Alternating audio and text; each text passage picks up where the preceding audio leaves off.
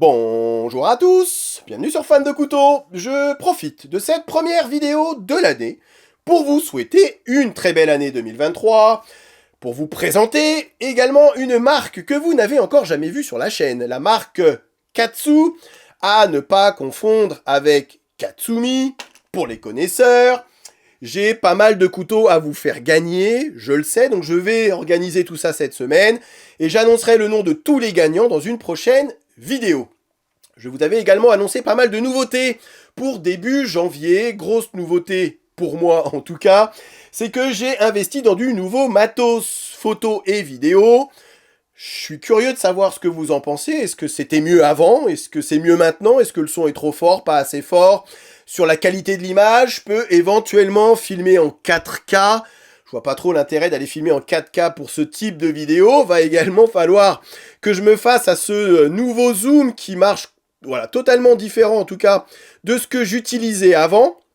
J'espère en tout cas que ça permettra de faire en tout cas des plus belles images qu'auparavant. Et si j'ai changé de matos vidéo, c'est que je pars. Et ça, ceux qui sont abonnés à ma page Instagram, vous le savez déjà. Le lien de ma page Instagram se trouve toujours dans la barre de description. Je pars dans 15 jours aux États-Unis pour le SHOT Show. Alors, c'est quoi le SHOT Show? Ça se passe à Las Vegas. C'est le plus grand salon au monde, en termes de coutellerie bien sûr, mais pas que, en termes d'équipement, alors du sac à dos, de la chaussure, du casque, en termes d'armes à feu également. Alors, je suis pas forcément très arme à feu, mais voilà. En tout cas, beaucoup de fournisseurs et de fabricants attendent le SHOT Show pour présenter leurs nouveautés. J'ai déjà quelques rendez-vous avec des marques de couteaux qui souhaitent voilà, qu'on discute ensemble, que je filme et que je vous montre par la même occasion les nouveautés 2023. Donc voilà, c'est aussi pour ça que j'ai changé de matos. Ça me permettra d'avoir quelque chose d'un peu plus facilement transportable, de faire des petits, voilà, en mode vlog, en mode mini reportage sur ce qui se passe là-bas au SHOT Show. Je ne sais pas forcément trop à quoi m'attendre, c'est pour moi la première fois. Je vous cacherai pas que ça a été assez galère d'avoir l'accréditation, hein. Il a fallu que je montre patte blanche, il a fallu que je fasse intervenir des tiers pour justifier que j'étais bien fan de couteaux sur YouTube, il a fallu que je justifie pour que j'écrivais bien dans la passion des couteaux, qu'il y avait un rapport direct avec le monde du couteau, donc voilà. C'est pas donné à tout le monde, ça reste réservé aux professionnels, mais voilà, c'est fait, j'ai l'accréditation, j'ai mes billets d'avion. Dans 15 jours, donc c'est du 17 au 20, dans 15 jours je décolle pour Las Vegas et vous aurez le droit à des mini-vlogs, des mini-reportages sur ce qui se passe au SHOT Show. Revenons à ce qui nous intéresse aujourd'hui, et c'est deux couteaux de la marque Katsu, couteaux qui m'ont été envoyés par la marque afin que je puisse vous les présenter. Je resterai en 2023, comme j'ai pu l'être ces dernières années, le plus objectif et le plus transparent possible. Ces couteaux sont livrés dans une boîte carton, tout ce qu'il y a de plus banal, avec une petite pochette, tout ce qu'il y a de plus banal. Mais ces deux couteaux sont également livrés avec deux pochettes en cuir. Puisque vous l'aurez peut-être remarqué, ces couteaux ne possèdent pas de clip poche. Du coup, Katsu nous offre deux étuis en cuir afin de pouvoir les transporter à la ceinture.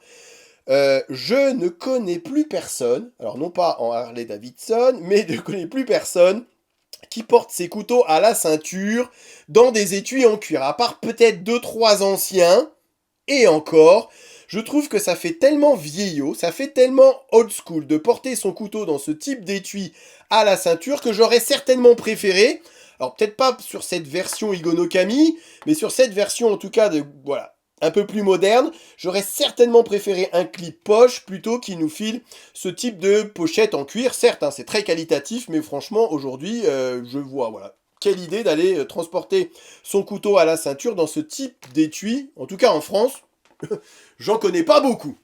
Je vais commencer par ce modèle. Ce modèle, c'est le JSWO1. Pareil, hein, peut-être falloir qu'ils trouvent des noms à leur couteau pour que ça soit un peu plus facilement, qu'on puisse le retenir un petit peu plus facilement. Alors ce couteau, d'ailleurs, comme toute la gamme Katsu, c'est clairement inspiré de couteaux japonais. Il y a une réelle envie de, je vais pas dire de copier, mais de ressembler à du couteau japonais, puisqu'ils font également de la lame fixe, ils font également du couteau de cuisine. D'ailleurs, je dois tout vous dire, puisque j'avais été contacté par cette marque Katsu à la base, c'était pour vous présenter leur hache pliante, puisque oui, ils ont fabriqué une hache pliante qui utilise un Axis Lock, donc on sait, un Axis Lock, un des locks les plus solides sur le marché, et donc du coup j'étais vraiment très curieux, je leur avais dit, ah, cette hache, curieux d'aller l'emmener dans la forêt, de voir ce dont elle était capable. Malheureusement elle est en rupture de stock, donc entre temps ils m'ont envoyé ces couteaux, mais la hache c'est dans les tuyaux, et dès que c'est disponible, ils m'en enverront une, et que je vous présenterai, puisque là vraiment, je trouvais qu'il y avait une réelle idée, une réelle nouveauté avec cette hache pliante. Curieux de voir en tout cas la solidité et de voir ce qu'on peut faire avec ce type de matos. Revenons encore une fois à ce qui nous intéresse et à ce modèle JSW01, clairement inspiré des Igono Kami japonais.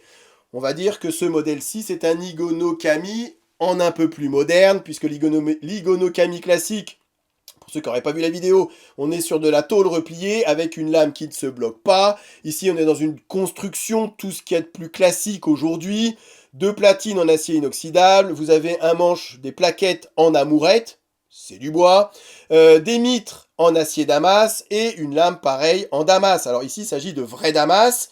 Alors pourquoi je dis vrai? C'est vrai que sur certaines marques chinoises, ils ont tendance à essayer de faire du damas en gravant au laser la lame et en nous faisant passer ça pour du damas. Ici, on voit que sur le dessus, sur le dos de lame, on voit les différentes couches d'acier qui ont été assemblées afin de réaliser ce magnifique damas. Donc voilà, c'est du vrai damas. On est donc sur une version plus moderne, disons-le, d'un Igono Kami classique. Maintenant, non pas que j'ai été déçu, mais c'est vrai que comme je le dis souvent, ces marques chinoises nous ont mal habitués. On est ici sur un couteau qui coûte 70 €. Et c'est vrai que pour 70 €, j'aurais peut-être aimé un peu plus de soin dans les finitions. Alors, que les choses soient claires, hein. Les mitres, alors il va falloir aussi que j'apprenne à travailler avec cette caméra. Vous voyez, si je veux zoomer dessus, il va falloir que ce soit moi qui zoome. Enfin bon, bref. Il va falloir que j'apprenne un petit peu à travailler avec, je vais m'y faire, et puis finalement vous aussi, vous allez vous y faire. Mais vous voyez ici, les mitres sont parfaitement alignés, il n'y a aucune... Voilà, c'est très joliment fait, hein. C'est pas là que je dis que ça pêche au niveau des finitions. Mais c'est vrai que sur certaines petites finitions, vous voyez ici la visserie qui dépasse des platines. Et là je vous entends me dire, mais attends, chez Spyderco et chez Benchmade, la visserie elle dépasse tout le temps des platines. Oui, et les couteaux coûtent de plus de 200 €. Oui, mais sur certaines marques chinoises, Civivi en tête, j'ai pas dit Sencut, hein, j'ai dit Civivi, on est habitué à ce qu'on soit sur des finitions vraiment exemplaires, et c'est vrai que là, c'est chipoté, hein, ça retire en rien sur le mécanisme, sur le fonctionnement du couteau, mais c'est vrai qu'à ce tarif-là, 70 €, voilà, on s'attend peut-être à un petit peu plus de soucis dans les finitions, pareil, on a été mal habitué, on n'est pas sur du roulement à billes, on est sur de la petite rondelle en bronze, et c'est vrai que niveau fluidité, niveau mécanisme, on a connu mieux, voilà, encore une fois, on est mal habitué. Après, 70 €, amourette, c'est pas du G10, mitre en damas, lame en damas. Alors oui, c'est made in China, mais vous avez clairement cette inspiration et cette vocation Igono Kami, ce couteau japonisant. Voilà, si les gens savent pas qui est Katsu ou ce que c'est que cette marque Katsu, on pourrait très bien faire passer ce couteau pour un vrai couteau japonais. Donc là-dessus, il n'y a aucun problème. Et c'est vrai que voilà, au niveau de la fluidité du mécanisme, avec cette grande lentille ici, ouais, vraiment apprendre à travailler avec la caméra, hein, monsieur FDC, là, c'est n'importe quoi, cette vidéo. Non, mais franchement, elle fait pas le focus où je veux, bref.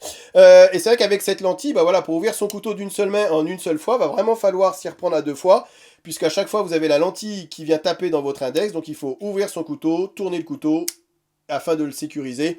Gros avantage par rapport aux Igono Kami, c'est qu'on est sur un liner lock. Du coup, on a une lame qui se bloque, et c'est vrai que ça apporte un petit peu plus de sécurité au couteau, voilà.